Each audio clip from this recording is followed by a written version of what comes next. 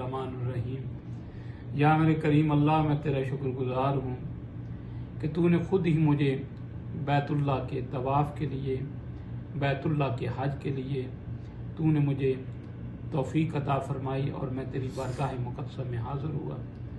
या अल्लाह, तेरी बारगाह पाक के अंदर मैं जितना बार भी शुक्र अदा करूँ सरकार मुस्तफ़ा सल्लल्लाहु अलैहि वसल्लम के वसीले से उतना कम है।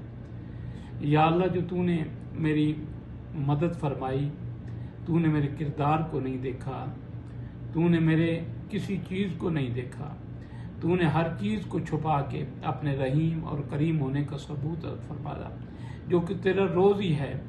रोज़ ही तू बताता है कि मैं करम करने वाला करीम हूँ, रहम करने वाला रहीम हूँ और हमेशा मैं रहम करता हूँ। मेरे अल्लाह, तेरी हज़ारों करोड़ों अरबों सिफ़ात हैं जो ज़बान से अदा नहीं की जाती।